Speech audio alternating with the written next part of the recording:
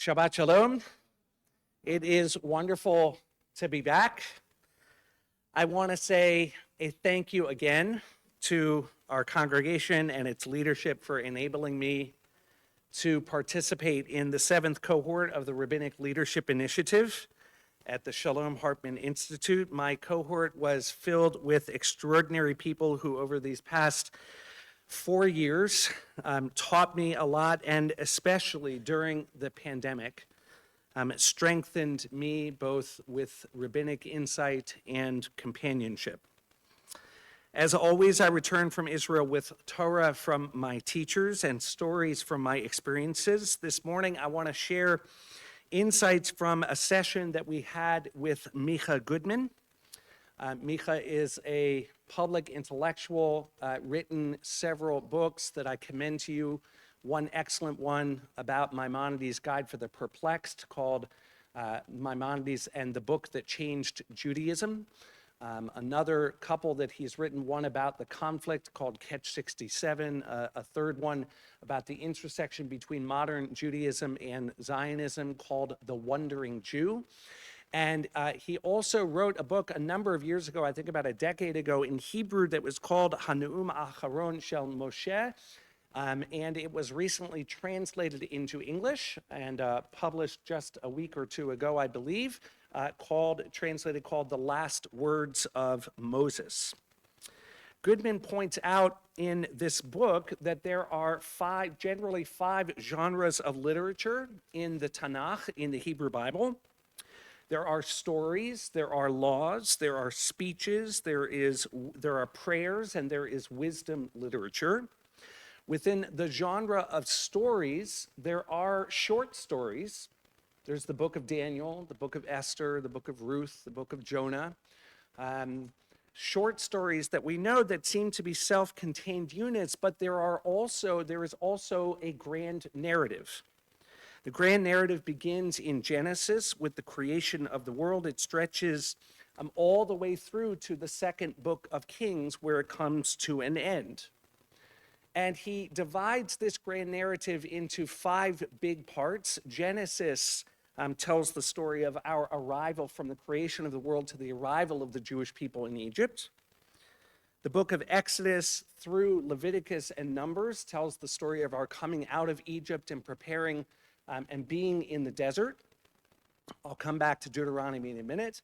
The books of Joshua and so on up until King Solomon describe our entry into the land and eventually the establishment of a kingdom, of a monarchy with an operating temple.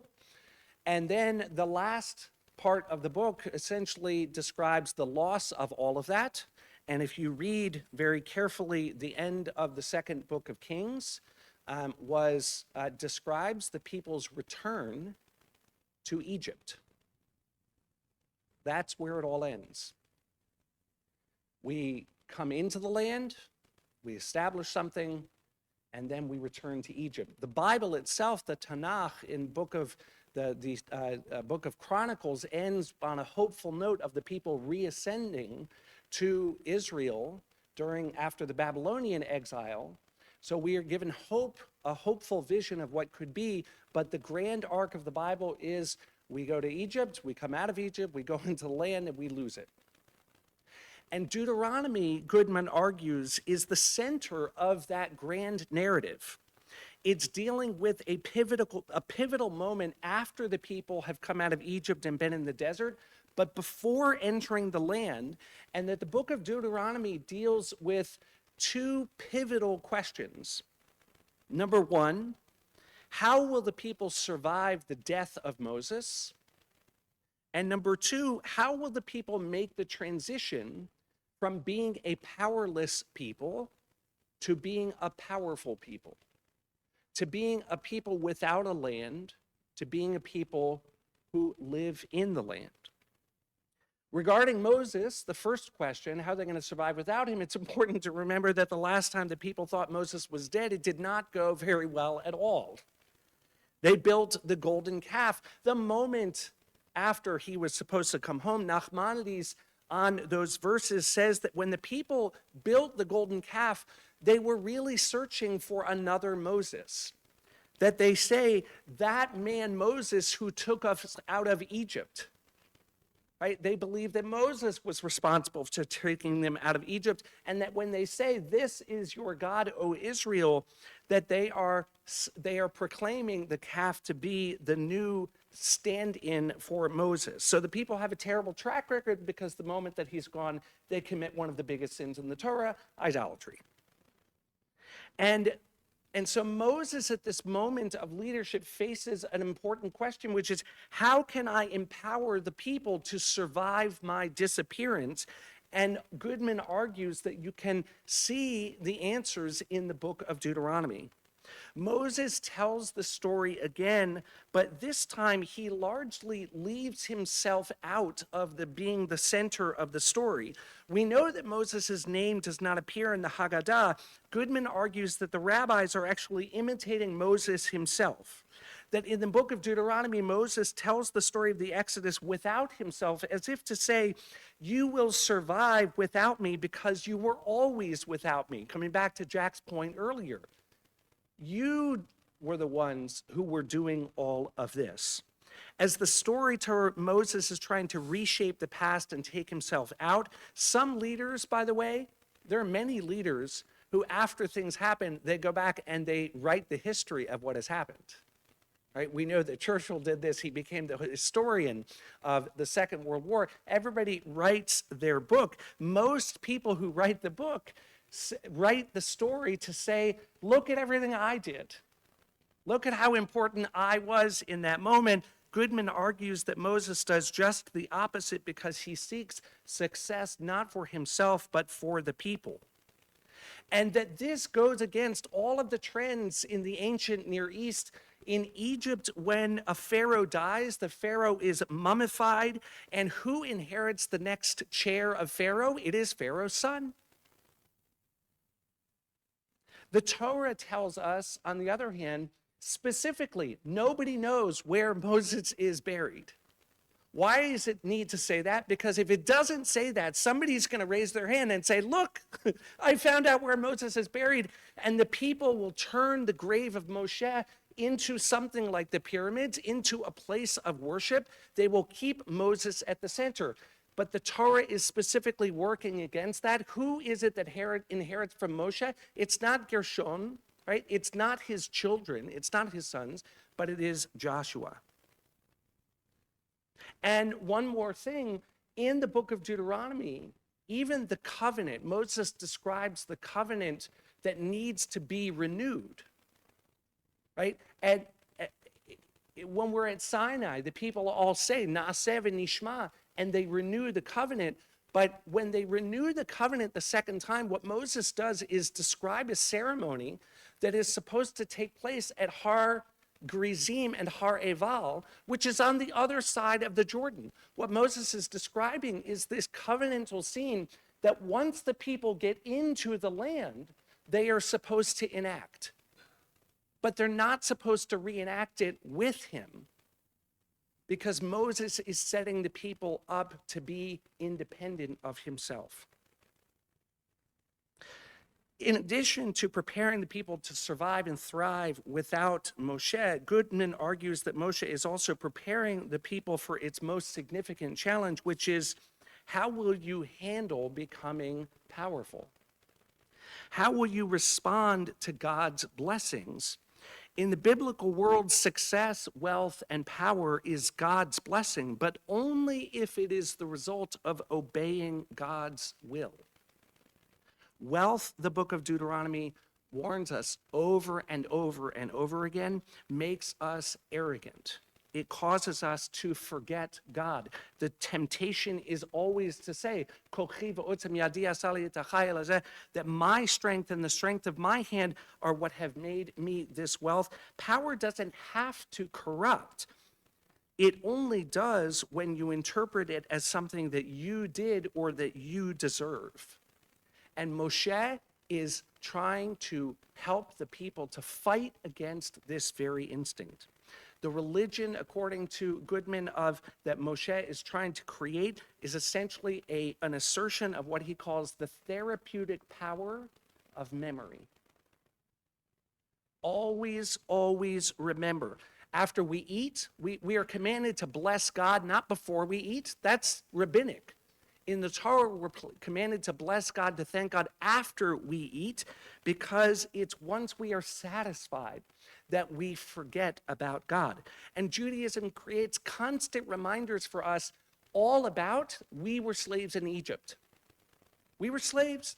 We made Kiddush on Shabbat, Zecher Yetziat Mitzrayim. All of our holidays are Zecher Yetziat Mitzrayim over and over again. Tefillin, tzitzit, all of them trying to remind us we were slaves. We take the first fruit in the land of everything that we grow, of all of our cattle, all of our herds, and we give it.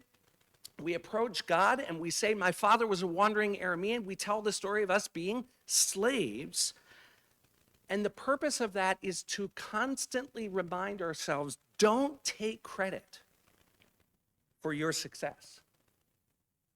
Whatever power you have, it's impermanent. You may have it now, but it is not who you are, and it is certainly not yours to keep. By the way, different religions respond differently to this challenge. In Christianity, in the book of Matthew, Jesus says, it is easier for a camel to enter the eye of a needle than for a wealthy person to enter the kingdom of God. Moses recognizes that wealth and power corrupt, but he basically says, be wealthy anyways, but be careful. Goodman reads the book of Deuteronomy as a book about how to have power without being corrupted by power. Most of these ideas Goodman had laid out a decade or so ago, but in our class this summer, he reflected on its renewed significance. He said, essentially, before 1948, there is a way in which the book of Deuteronomy was not so relevant for the Jewish people. Nobody needs to constantly remind you that you are a slave when you're already a slave.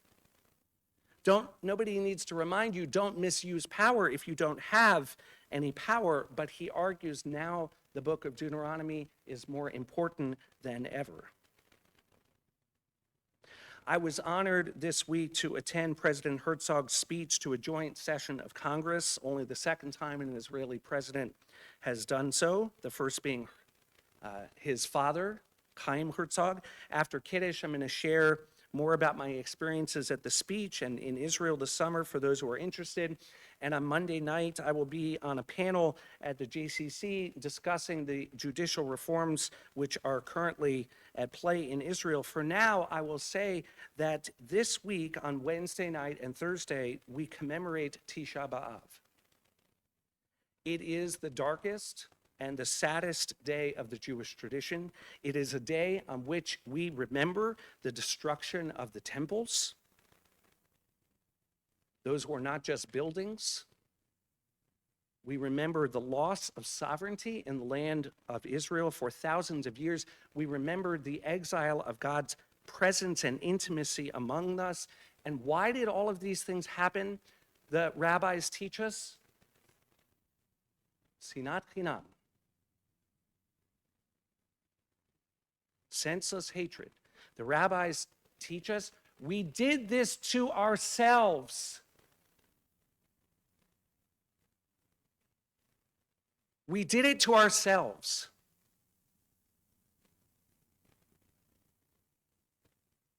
And I have to tell you, I fear it is happening again. I returned from Israel this week, yes, deeply concerned about judicial reforms and the threat that they pose to Israel's future as a democracy, but perhaps more concerned about the way in which the process is unfolding. Israel is being torn apart. And if Israel becomes less democratic, it is not just a strategic threat to itself because shared democratic norms are at the heart of America's support for Israel, but an undemocratic Israel deepens the growing rift between the American Jewish community and Israel. The 3 Shabbatot leading up to Tisha B'Av are Shabbatot of admonition, of warning. And I pray in the weeks to come as we read the book of Deuteronomy this year that we all may hear its message that the test of being powerful in the land is to know that our existence there is fragile. And that the precious blessing that we all have of living during a time when the Jewish people have returned to the land, that blessing belongs to God. And God forbid, it can be taken away and lost. Shalom.